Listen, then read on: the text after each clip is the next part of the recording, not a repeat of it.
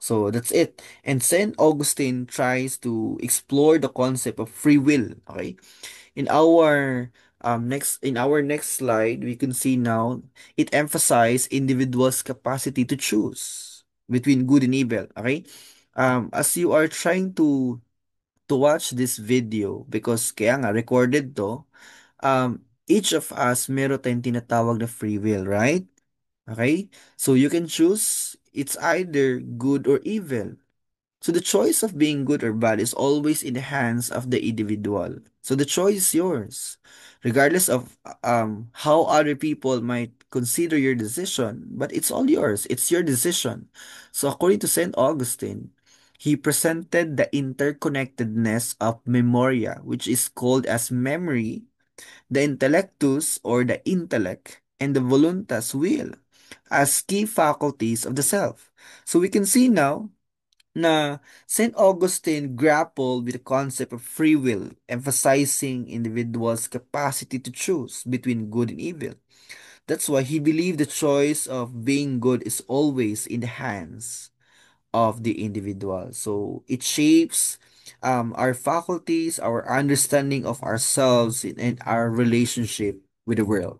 Right? Is that clear? So we can see now, memoria encompasses past experiences and lessons learned.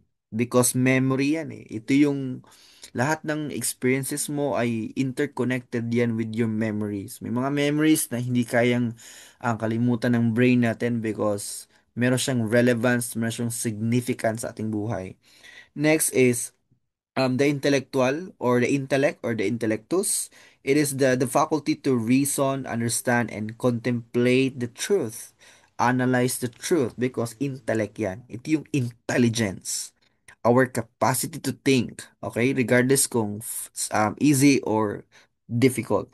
Next is the voluntas. This faculty responsible for decision making, crucial to every man as it involves the choice to decide do or not do. So pinakita dyan sa ating tatlong concept na meron si St. Augustine as before tayo nakapasok sa idea ng action, there's a different processes na pinagdaanan because dumaan siya sa memory, na intertwine siya sa intellect, and na-consider siya sa ating will. So before considering your actions, try to rethink many many times, okay, to consider if it is bad or good. Okay, so that's it. That's why St. Augustine portrays the memoria, what else? The intellectus and the voluntas. So, yan yung concept na meron si Saint Augustine. On the other hand, makikita natin na itong tatlo na to ay may interconnection sa Platonic philosophy which emphasize reason in faith. So, ang famous line na meron si Saint Augustine, "My heart is restless unless it rests unto you." So it summarized the importance of connecting with the divine to find meaning in life. Okay? And, and that's it. Now let's proceed to Saint Thomas Aquinas. Saint Thomas Aquinas was a doctor of the church and at the same time philosopher who Christianized the works of Aristotle. Okay? If you can still remember our discussion, ang pinaka main core why the philosophy starts ay kay Socrates. Pangalawa, kay Plato. And the next is Aristotle. So Saint Thomas Aquinas' na philosophical point of view of the self is based on the perfection of the nature of man. Okay? Clear na clear yan sa ating presentation as you are trying to watch this video. Man is the unity of the body and soul. So the soul is the form of the body, but added that soul is immortal and has its theological dimension because God created it. No? Hence, man can achieve perfection by fulfilling what? One's purpose of union with God.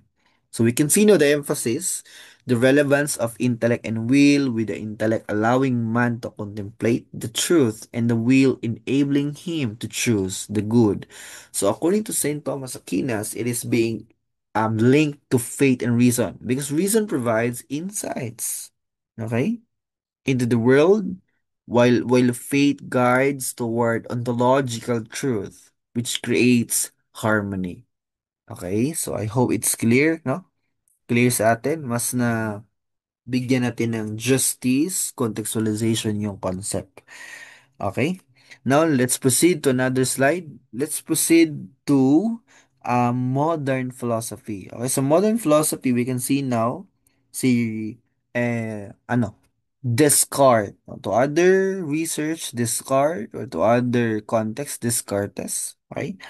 As we try to transition into modern philosophy, we see a shift in focus towards the individual and the power of reason. Okay?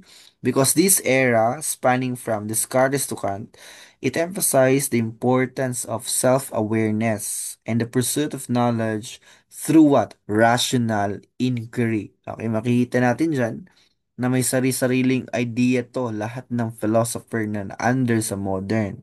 Because the philosophers of this period sought to understand the self based on what a man knows about himself rather than introspection and self-examination. And let's start with Rene Descartes.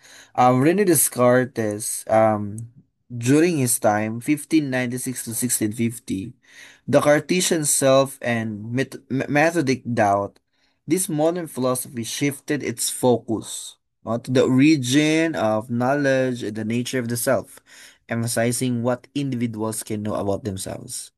So, Rene, known as the father of modern philosophy, his method initiated a new means of inquiring about the truth through a methodic doubt away from Socratic method and scholastic philosophical inquiry. Now with this one, known kay Rene ang tinatawag nating cogito ergo sum or I think therefore I am. It directs towards an epistemological stance of rationalism, of doubting what one knows and only believing knowledge that is proven true by authentic philosophical inquiry and rationalization. So according kay Rene, he also have this one idea that dualism, which view the self as dualistic entity composed of a thinking substance or called soul in a material body. So with this one, let's proceed to David Hume. Okay, we can see now in our presentation, David Hume is the first person that is being considered as modern philosopher.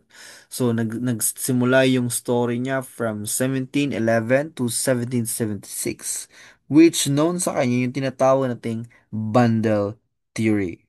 Okay? So ngayon, si David Hume, the role of senses ay binigyan ng chance in building knowledge or even rejecting innate nature to learning. Because according to him, when the senses are involved, there's a lot of impact na pwedeng mangyari sa buhay natin because we're considering our senses our main core to understand what is the taste, how does it feel, ano yung nakikita natin, ano yung naririnig natin. That's why it rejects the idea of nature to learning. You need to discover your senses for you to understand the specific scenario. So he even proposed that self is a collection of perceived experiences gathered through impression. So known masyado yung bundle theory. Kanina yan? Kay David Hume. While watching this video, I hope you are taking down notes because it's very important to take down notes, no? Now, let's proceed kay John Locke. Okay, John Locke, known talaga sa kanya class yung the tabula rasa or the proposed concept of tabula rasa or known as blank slate. Okay, ito yung basis of the self, arguing that the self develops through what? Sensory experiences. Okay, so the self is the collective of consciousness of an individual from his past experiences, memories, or even the discernment. Okay, now let's proceed to Immanuel Kant. The unity of the external and internal self. The thing that I really like the most in sa context na meron sa Immanuel Kant is that knowledge is gained through experience. Okay? You will never understand knowledge unless it is being applied and practiced. because through experience. According to Immanuel Kant, transcendental self, the self is an organized process of the external and internal self. That ibig sabihin, we have our own capacities, capabilities that other people might have not, unifying empirical reality and abstract truth to consider. May mga bagay or may mga skills tayo na meron tayo. Sa ibang tao, wala. Because ito yung unique trait ng isang tao. Okay ba? So yun. We're done with Immanuel Kant. This idea talks about the concept of experience because self is an organized process of external and internal self. So, Immanuel Kant sought to bridge the gap between rationalism and empiricism, arguing that knowledge is gained through both experience and rationalization. So, Immanuel Kant even introduced the concept of transcendental. Ito yung sinabi ko kanina, which unifies our external experiences with our internal understanding. So the self in Kant's view, according to him, is an active organizer of experience. And that's it, okay? So another thing is here, let's proceed to modern. No? Pasok tayo sa postmodern philosophers and let's start with Gabriel Marcel. So primary and secondary reflection. His idea talks about Christian existentialism. He presents his existential idea through reflections, commonly known as Christian existentialism. When we talk about existentialism, it portrays and tries to undergoes the idea of existence. Okay? Lahat ng bagay, bakit ito nag exist including you as a person. Another thing here is the primary and secondary reflection, which focuses more on perceiving breaks and examining the object of abstraction, while the secondary reflection heals and unifies actions to find more profound meaning in life. Okay? Kanino yun? Kay Gabriel Marcel. Okay? I provided a presentation for you students para mas contextualize yung understanding nyo. Okay? Malapit na ito matapos. Let's proceed to Emmanuel Levinas. Yung sa kanya, the face of the other, known sa kanya yung idea the ego and the other, which presented the importance of ego as the intrinsic identity of the self. Okay? Now let's proceed to Maurice Merleau-Ponty, that knowledge as phenomenon. According to him, it embodied subjectivity, which argued that all knowledge is a phenomenon that the self is realized through what? Direct experiences. And through direct experiences, we learn a lot, we realize a lot, we realize a lot of things, we try to dissect it in our own personal interest to really learn at some point. Okay, that ends my discussion and I will upload another video for the next topic. Thanks so much for listening.